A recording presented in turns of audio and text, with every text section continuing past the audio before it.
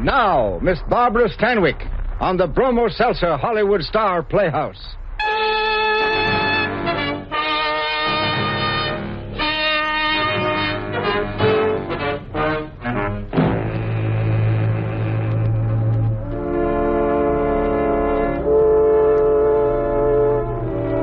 Bromo-Seltzer presents Hollywood Star Playhouse. Tales of suspense, thrills, adventure by Hollywood's finest writers with Hollywood's top stars. Portions of this program are transcribed and is brought to you by Bromo-Seltzer, the fast, effective headache help which reminds you to... Fight headache 3 ways. Bromo-Seltzer, Bromo-Seltzer, Bromo-Seltzer, Bromo-Seltzer.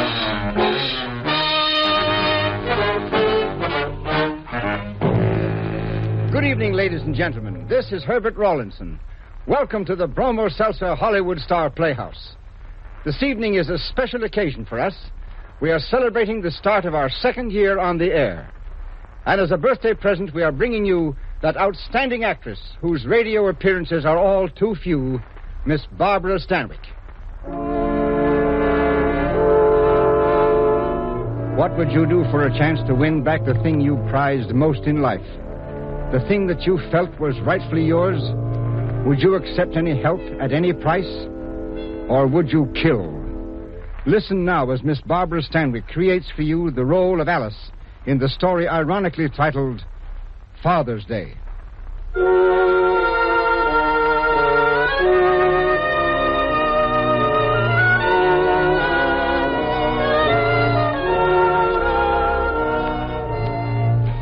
This was always the most difficult part of the day for me.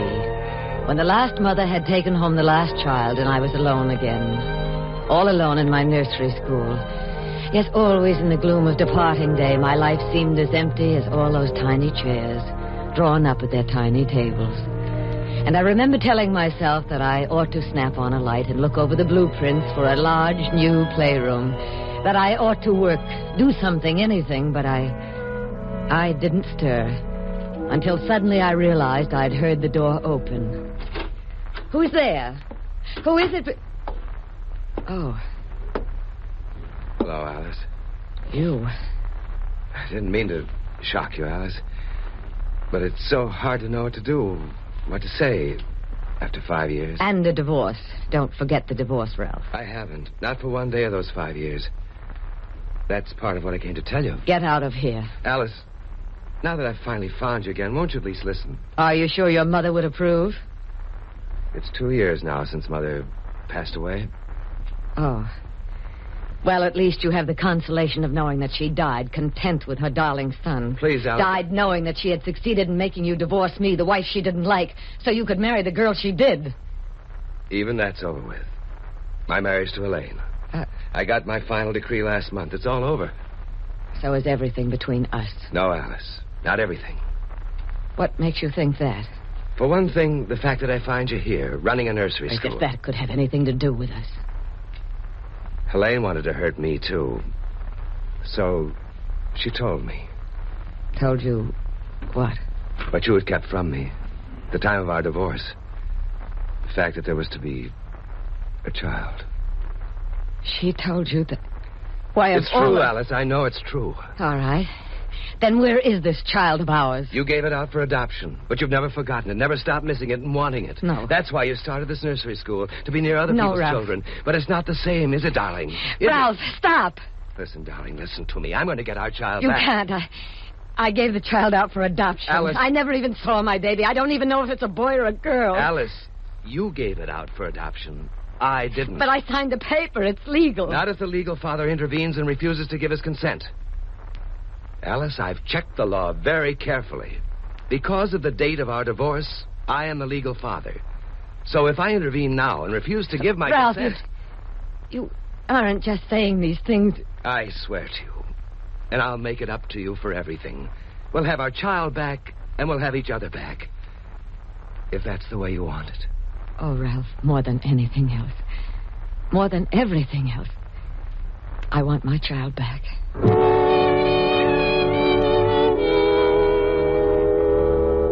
Once I had permitted myself to hope, there could be no more waiting. Within an hour of the time Ralph had walked back into my life, we left the city behind us. All through that night we drove. And in the morning we arrived at Hill Haven. Yes, Mrs. Hadley retired as superintendent about 3 years ago. Or should I say, retired. What happened was that she worked herself to the point of a complete breakdown. I'm terribly sorry to hear about Mrs. Hadley's illness, Doctor. She made us all feel like her own daughters. I was so sure she'd even remember my name. How is she now? Not too well, I'm afraid. No, not too... But I'll only be able to spare you a few minutes, so perhaps... Ours is a rather strange story, Doctor. Briefly, it's this. We were divorced 5 years ago, and only recently I found out that there had been a child. Born September 27th, 1946. It was given out for adoption within the month. In other words, without my knowledge or consent. That could only be possible if the mother deceived us. Yes, Oh, don't you understand how I felt? I would have done anything to keep him from knowing. Fortunately, nothing like that could ever happen again. Now that we have sufficient funds, we make the most exhaustive investigations. But go on, Mr. Michaels. You've come here now for what purpose? Why, to find out where the child is, of course. I'm sure that I don't have to point out to you that, as the legal father, I have the right... You see, we're going to remarry, and we want our child back. Yes. So if you'll just give us the name and address of the adoptive parents... I can't do that. Why not? In the first place, we never, under any circumstances, divulge the identity of adoptive parents. Such information is privileged. Oh. Wait a minute. You know, I can take you to court. It still wouldn't do you any good. I'd like to know why. Because of the fire. Fire? What fire? The one that burned up all the records. I don't believe it. In which case, sir, you're perfectly free to check my veracity. Now then, if you'll excuse me. Doctor... Yes. I wouldn't want you to think that... Oh, try to understand how I feel. Please believe me, I do. But think how the adoptive parents would feel. And you can have other children. And what about them? They can adopt others. I see that you don't understand. I do. But I still want my child. The thing Ralph talked about as we drove away made no impression on me. I didn't even hear him. Nor did it mean anything to me when we made several stops in the nearby little village. If only I hadn't allowed myself to hope. Alice, we're in luck. She'll see us. What? Who'll see us? You mean to say that all the time we were driving around and I was telling you... Well, anyway, I finally located her. Her? Mrs. Hadley. Mrs. Come on, Alice. Our nurse said we could only have a few minutes.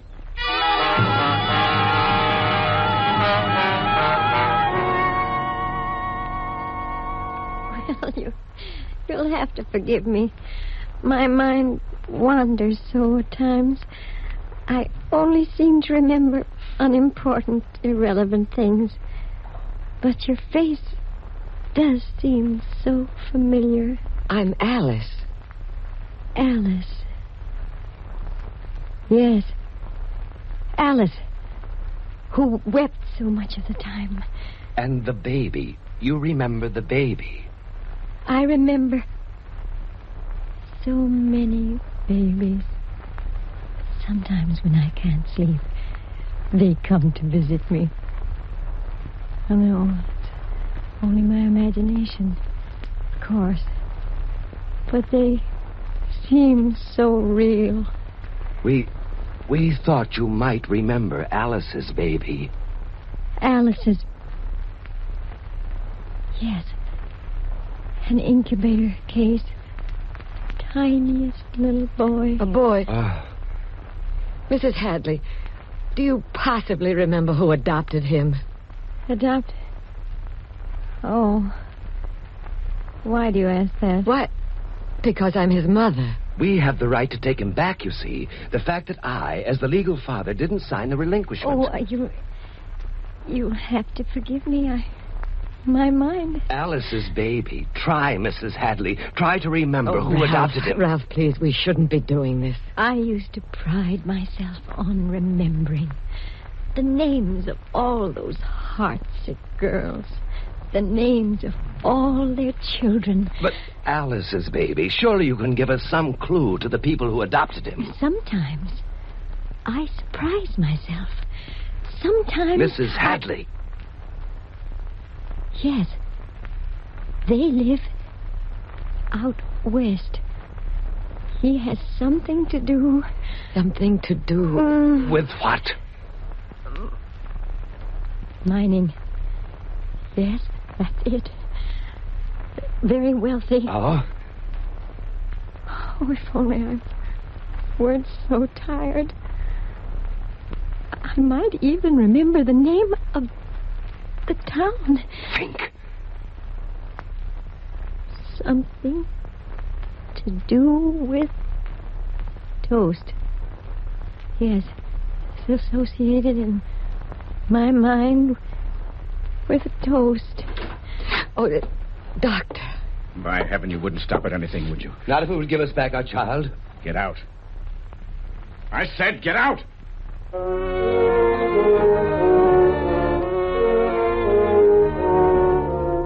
Oh, during that long, silent drive back to the city, I kept telling myself that I should have been ashamed, remorseful, conscience-stricken, and yet if only I could reconcile myself to the fact that now I would never find my son, because there was nothing to go on but the ramblings of a poor, sick woman's mind. Nothing. But Ralph wouldn't give up. I had never dreamed he could be so determined. He spent whole days in the map section of the city library. Sorry I'm late, Alice. Come on. I'll take you to dinner. Ralph. Alice, I've pored over every map of the western part of the United States that's in print. If there's any name that could be even remotely associated with the word toast, I can't find it. Oh, if only Mrs. Hadley. Well, that's another thing I hated to tell you, Alice. What? The day after we were there, Mrs. Hadley died. Oh, I'm sorry. You must be starved. Let's go. Alice. Yes? I'm flying east tonight to wind things up. In a few days, I'll be back, and we'll get married. But I thought we'd live back there because of your business. Too many memories. The wrong kind of memories back there.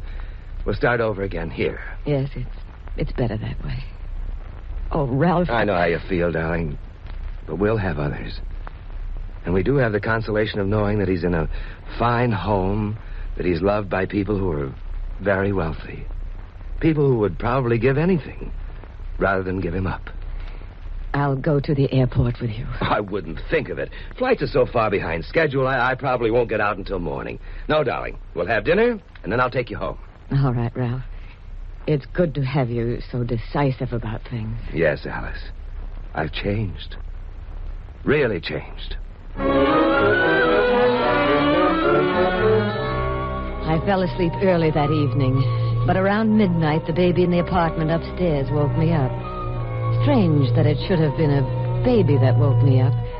That night of all nights, I couldn't bear to be reminded of my baby, so I called the airport. Yes, there was just enough time for me to get there before the plane for the east took off. But Ralph didn't get on the plane. Something had happened, but what? I hurried into the terminal to try to find out. May I help you? Is there another flight east tonight? No, that's the only flight going east. Oh, well, then perhaps you can tell me if Mr. Ralph Michaels. You see, he had a reservation on this plane. Oh, Michaels? Yes, he took flight 73 going west. West? That's right, to Omaha, where we'll transfer to a plane for Casper, Wyoming. Oh, no, there must be some mistake. Well, you can see for yourself. Ralph Michaels, destination Casper, Wyoming. Casper? He's due to arrive there tomorrow morning at 9:40. Miss? Yes? Please don't think me crazy, but does Casper remind you in any way of toast? Toast? Well, there's that wonderful cartoon character, Casper Milquetoast, but I don't suppose... Yes, that's it. Oh, would you like a glass of water? No. I'd like a ticket. A ticket on the next plane to Casper, Wyoming.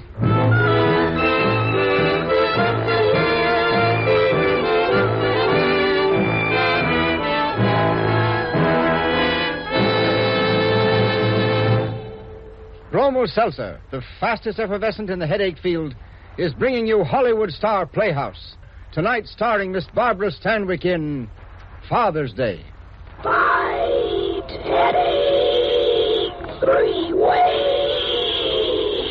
Bromo Seltzer, Bromo Seltzer, Bromo Seltzer, Bromo. How do you do, ladies and gentlemen? How do you do? This is your old friend Norman Brokenshire. Say, has it ever occurred to you that most headaches are caused by an upset stomach, excess stomach acidity? What's more, when this happens, your nerves become jumpy, too. Well, neighbors, that's why Bromo Seltzer is so famous as a headache product. It gives you fast, effective, three-way help. Yes, sir, Bromo Seltzer gives you speedy help for the pain of a headache. Bromo Seltzer soothes your upset stomach by neutralizing the excess stomach acidity, and it calms those jittery, jangled nerves. Bromo Seltzer gives you the help you want when you've got the headache. As for speed, you just compare the speed of Bromo Seltzer's effervescence with that of any product in tablet form you've ever tried. You'll be amazed, and you'll be delighted, too, because Bromo Seltzer is so pleasant to take, so sparkling and refreshing. For best results, use cold water, follow the label, avoid excessive use. Don't let a headache make you miserable. Get fast, effective, three-way relief from that headache. Take Bromo Seltzer, Bromo Seltzer, Bromo Seltzer,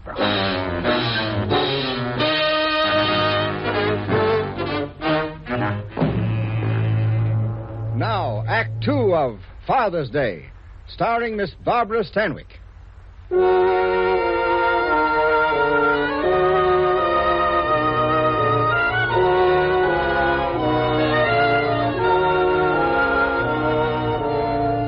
Ralph had told me that he was flying east, but he had bought a ticket west, a ticket to Casper, Wyoming.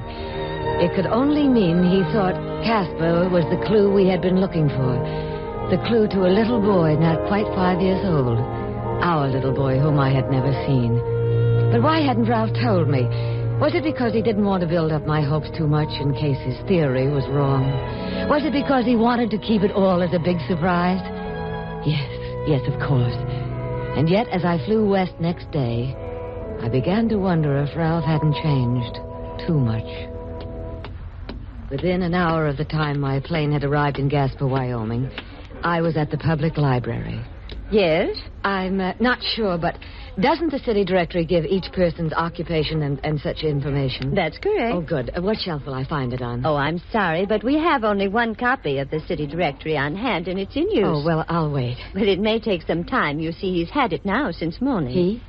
That gentleman sitting in the far alcove. Yes. I do believe, though, that he... Yes, here he comes. I'll be back later.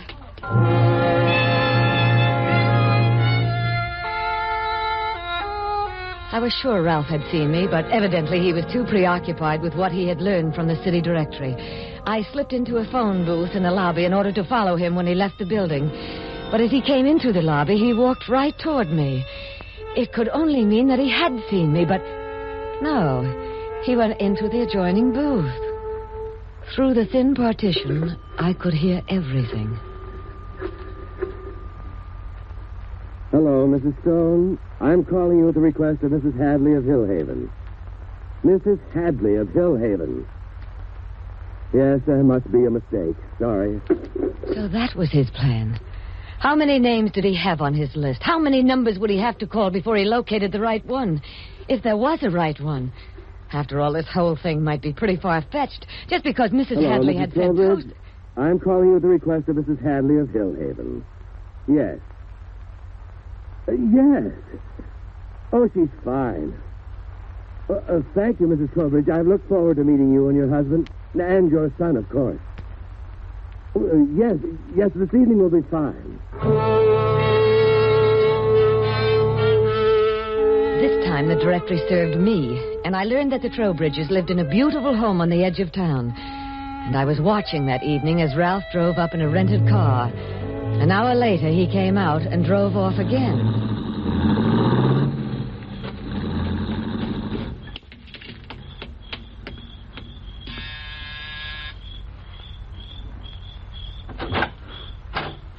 Yes? Mr. Trowbridge, there's something I must ask you. Oh, not now. Of all times, I not ask you now. about the man who just left. Oh? Come in. Thank you. This way, please. What did he say this time, Fred? Oh, She wants to talk to us about him. who is it? Fred. Her eyes, they're just like Richie's. Richie. His name is Richie. So you are the mother. He told us you didn't even know. Then he... did mean to surprise me. Some surprise. Well, I've got a surprise of my own for you. I won't pay. Pay? Fred. It wouldn't work. Won't pay? Not for long. They'd be back So again and that's again. Oh, Fred, how can That's you why think of Ralph Richie didn't in tell terms of me. money? That's Martha, why you know I'd give every cent I've got if there was any chance that they'd let us alone. But they never would now that they've found out. I don't care. Anything would be better than giving Richie back to people like that. What I should have done when he first walked in here was call the police. Oh, listen. Please listen to what I have to say. It won't do any good. We know you're in on his little game, probably here to hike his Oh, no. price. So go back and tell him for me. My mind is made up. Yes.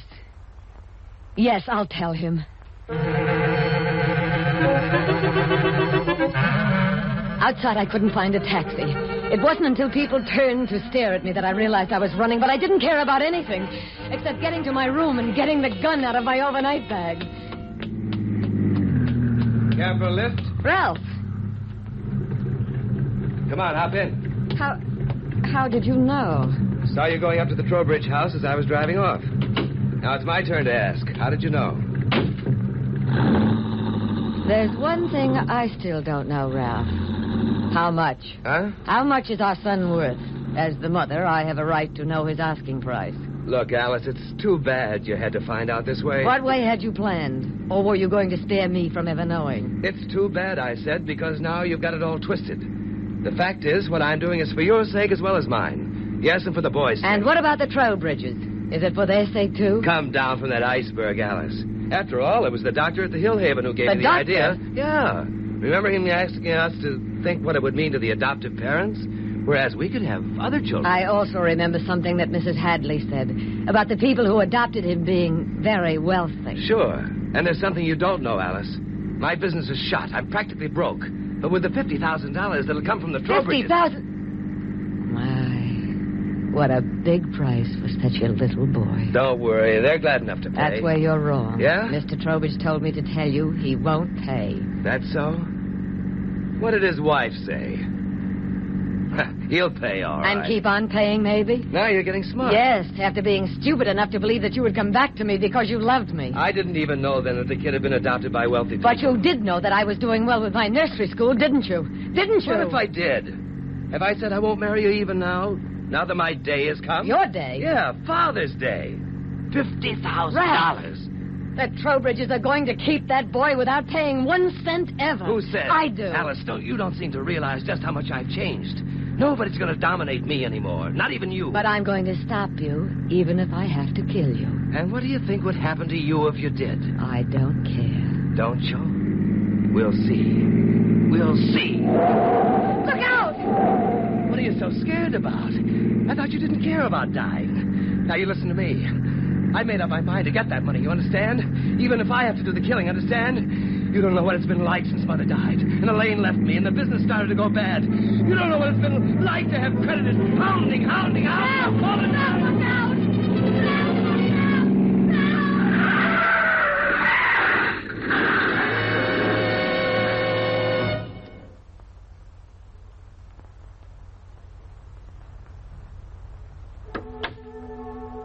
Hello, Aunt Alice. Who's... Richie. You know my name, just like Mommy said. What else did Mommy say? But she hopes you'll come and stay with us when you get out of the hospital. You will, won't you, Aunt Alice? Well, Please. Mommy says it'll help you forget. about what? The accident. Mommy said to be sure to tell you that the man, he died. Did he, Richie? You could cry if you want to. I'll go out. No, Richie, stay. The man who died, he wasn't a good man, like your father. Besides, when you're with me, it's so easy to forget.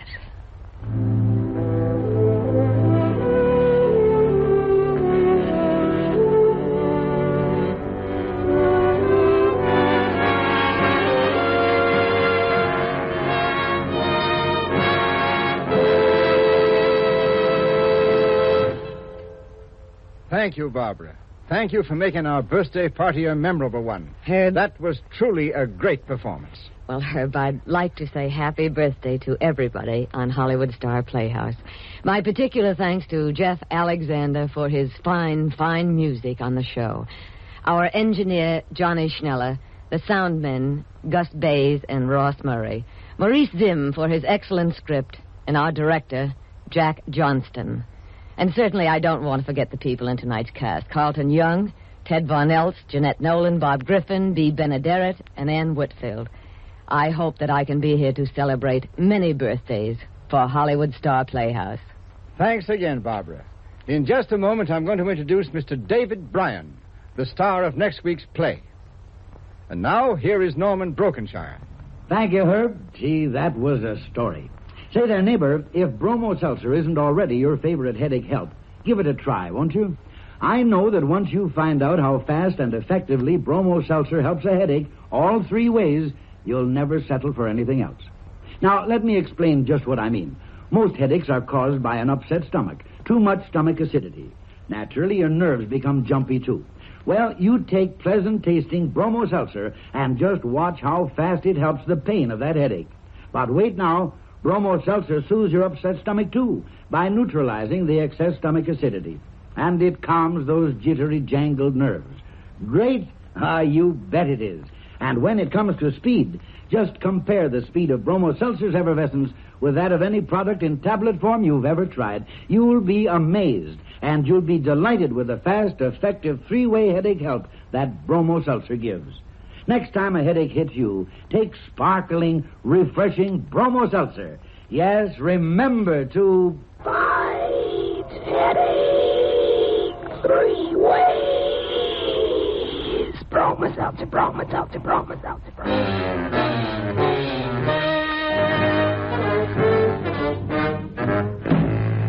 Barbara Stanwyck can soon be seen in the Metro-Goldwyn-Mayer production, The Man with the Cloak.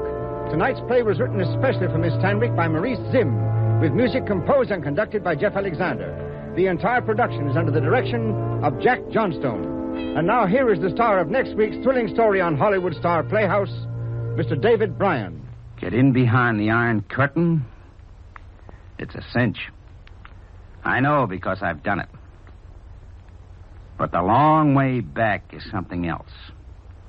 Traps and pitfalls that would stagger the imagination. And always there's death waiting for you just around the next turn in the road. Thanks, David. The long way back for next week sounds mighty intriguing. Yes, and timely, too. Thanks. On tonight's program, all characters and incidents were fictitious. Any similarity to actual characters or incidents is purely coincidental. Portions of this program were transcribed. And now this is Herbert Rawlinson saying good night for all of us here on the Hollywood Star Playhouse. And from Bromo Seltzer, the fast, effective headache help in the familiar blue bottle. Bromo Seltzer, Bromo Seltzer, Bromo Seltzer, Bromo Seltzer, Bromo Seltzer.